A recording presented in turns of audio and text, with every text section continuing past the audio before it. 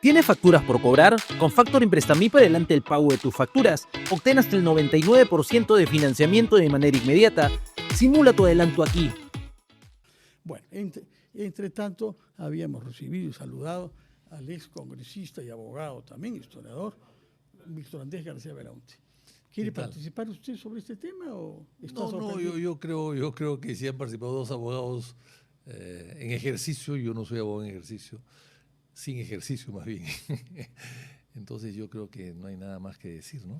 Bueno, entonces hablemos sobre otro tema que ha dado lugar también a cierto debate, porque el debate es necesario, un país libre, que hayan opiniones diferentes y que sean dirimidas por la autoridad que corresponde, el señor del Castillo, y esto va a ser hecho por la Corte Suprema, y todos tendremos que atenernos a eso.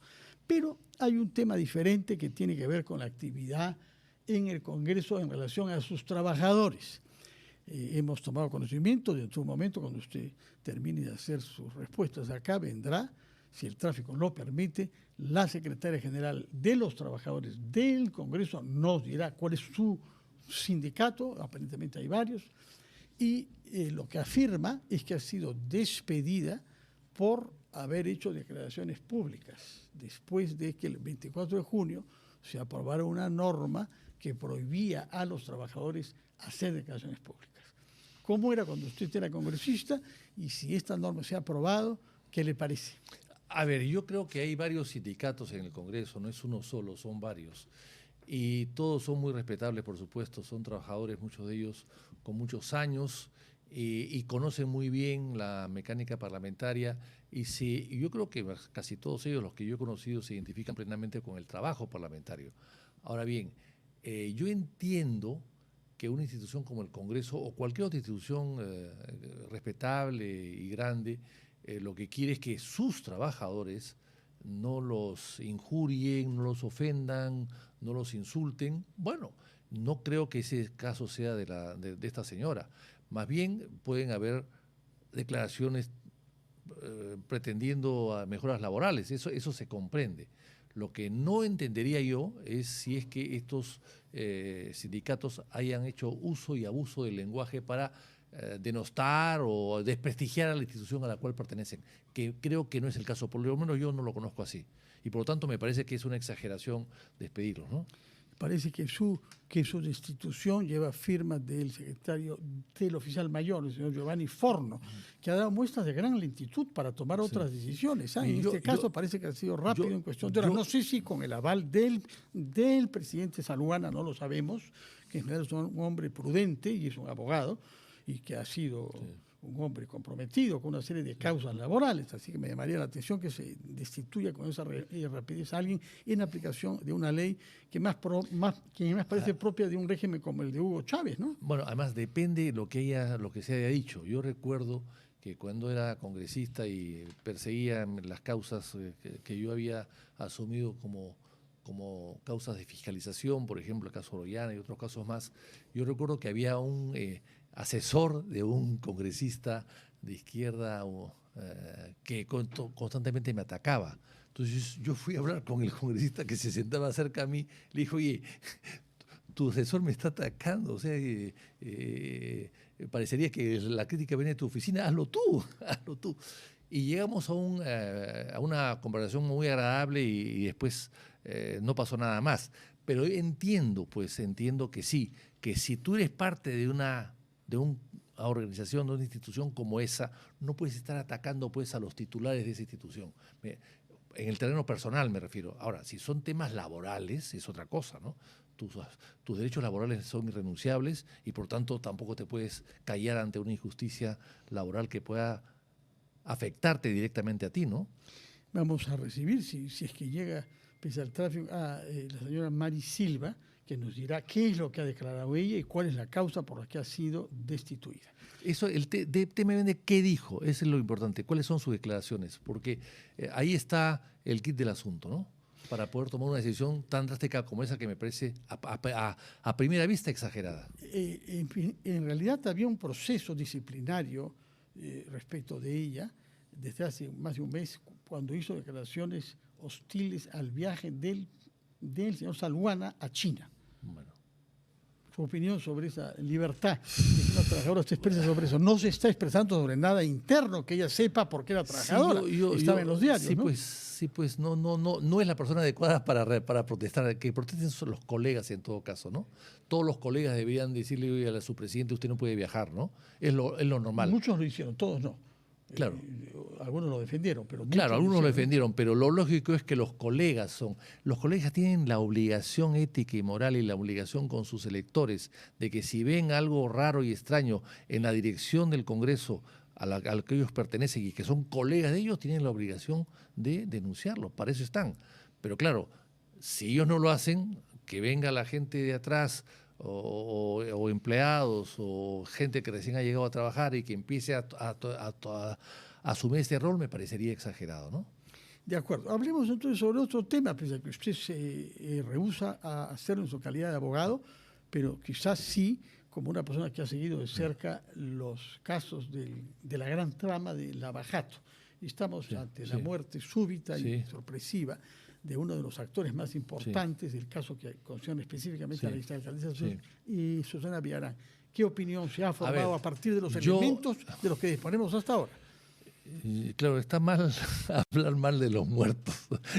Eso parece que no es lo ideal, ¿no? Pero yo recuerdo hace 6 años o algo más, en la Comisión Lavajato, llamamos a declarar al señor José Miguel Castro.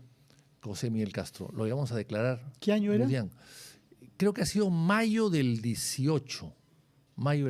Hace 7 años. ¿Ya? Entonces, y acá tengo sus declaraciones, incluso todas completas. Y entonces están llenas de mentiras y de falsedades. Por ejemplo. Bueno, por ejemplo... ¿Había sido liberado de la cárcel ya? Yo creo que en la Comisión Lavajato, que yo recuerde, se adelantó un poco a los hechos. Los fiscales son muy lentos y la Comisión Lavajato trabajó bastante bien y emitió una serie de informes que parecería que no fueron tomados en cuenta. Quizá por andar demasiado rápido. Pero el señor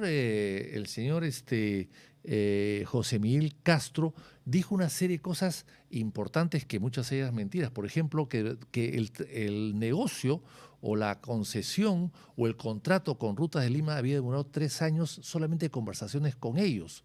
Dijo, por ejemplo, que no habían llamado ni habían pedido información del Ministerio de Economía. No habían pedido información del Ministerio de Economía. Y que habían tratado con ellos y que básicamente la propuesta era de ellos y que la municipalidad se había un poco allanado al tema. Y después dijo que el contrato no lo conocía, que no conocía el contrato que se había firmado de Rutas de Lima con Brookfield, que se había vendido en esos momentos, se había vendido justo por ahí, un mes antes o 2 meses antes se había vendido en $400 millones. Ahora están pidiendo 200 solamente por un peaje y 2.700 por el contrato en general. Dijo, por ejemplo, que no estaba previsto que Rutas de Lima suba 66% de las tarifas de peaje en los primeros 3 años. No estaba previsto. No estaba en el contrato. O sea, dijo una serie de cosas que llamaron la atención y por supuesto que que él lo hacía por convicción y además nunca pudo justificar cómo, siendo el economista, una persona sumamente preparada e inteligente en temas financieros, le habían permitido entregar toda una autopista como la vía de evitamiento hecha por el gobierno central, no hecha por la municipalidad y entregada a la municipalidad simplemente como para recursos, para que tenga recursos, se le había entregado a cambio de 3 o 4 o 5 obras, nada que ver con el evitamiento, como el Derby Monterrico, por ejemplo, a cambio solamente de 4% de los ingresos que se le iban a dar a la municipalidad. 4%. Yo dije, oiga, usted es economista. ¿Usted cree...? Ahora, todo eso parece ser antes de su conversión, porque estuvo preso y si salió es porque quiso ser colaborador eficaz y cambió la versión de los hechos. Sí. Y se convirtió en el acusador principal y en el que aportó más información, ¿no? Entonces, eso es después. Eso es después, ya. Efectivamente. Pero parece que ha cambiado varias versiones, según dicen los abogados, que han cambiado varias versiones y por eso es que nunca pudo lograr la corroboración. Pero la pregunta es, la crítica es al Poder Judicial, sobre todo al Ministerio Público. 8 años y no han podido ni siquiera iniciar el juicio. Bueno, 8 años. El juicio está previsto en septiembre. Pero han pasado 8 Cuando años. se les pidió sesiones más rápidas, dijeron que los jueces que ven este caso ven simultáneamente otros. Pero perdón, 8 años, para eso se nombra jueces ad hoc y fiscales ad hoc. 8 años, o sea, en 8 años cualquiera se puede morir. En este caso yo creo que había un asesinato. Por lo poco que he visto, no creo que nadie se pueda meter un cuchillo acá y suicidarse. Yo creo que acá ha habido una mano negra, una mano asesina alguien se beneficia con esto. La muerte del señor Castro, que sabía todo y que fue el cerebro que armó toda la telarañas financiera. Banco en Andorra, que es un paraíso fiscal. Todo eso lo fue. Donaciones hasta 10 millones de dólares de 2 empresas brasileñas, por lo menos, ¿no? Odas y Odebrecht. Él era, hay que recordar que era banquero, que él venía del Banco Interbank, que había trabajado con un señor Andrés Muñoz, que era uno chileno, representante de los chilenos que fueron originalmente propietarios o accionistas del Interbank, y que luego, cuando salen ellos de ahí, él se va a trabajar con Castro, con Mudián, se va a trabajar con Castro a la Caja Metropolitana y hacen negocios. Le dan préstamo a una empresa que era deficitaria, sacan 30 millones de soles para un negocio de gas para los automóviles, que también fue otro fracaso. O sea, estafan a la Caja de Ahorros también los dos. Entonces, con todo esto, el señor sabía mucho. La pregunta es, ¿por qué muere ahora? ¿A quién beneficia? Finalmente su declaración no la ha hecho todavía, la última, la firme, no la ha hecho. ¿A quién beneficia que él no declare? Ha dicho el doctor Vargas Valdivia, ya no vale.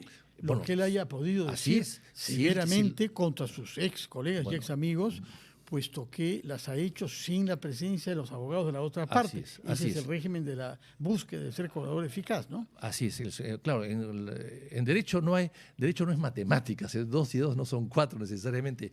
Cada abogado tiene su interpretación, pero lo que ha hecho Vargas Valdivia me parece acá muy razonable. Si él no había declarado finalmente, porque los juicios todavía no se había iniciado, ¿se le puede tomar en cuenta lo que dijo antes o las declaraciones casi en privado de antes? Si es así, el juicio de Villagrán se cae. Bueno, pero hay otros testimonios y aparentemente todos sostienen que no son los dichos del señor Castro que se pueden usar, pero son las pruebas que aportó. Bueno, ojalá que sí sea así, ojalá que sí sea así. Pero en todo caso, la muerte del hombre más importante, del creador, del genio del mal, de esta estructura o telarañas financiera que él creó para sacarle plata a Odebrecht y metérsela al bolsillo, porque él tenía muchas propiedades que las pasó a nombre de su esposa primera cuando empezaron los juicios y vendió sus automóviles, etc. Si este señor no está presente, y como no va a estar presente, entonces el juicio empieza con vientos en contra. Eso es lo que puede pasar. Ciertamente.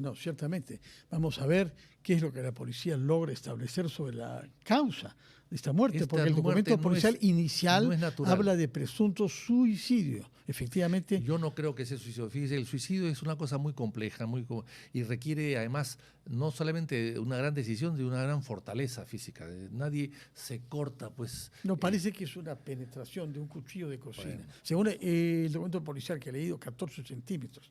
Sí, efectivamente llama mucho la atención. Se suicidan o se tiran de un puente, se tiran de un edificio, o se pega un tiro, o se ahorcan.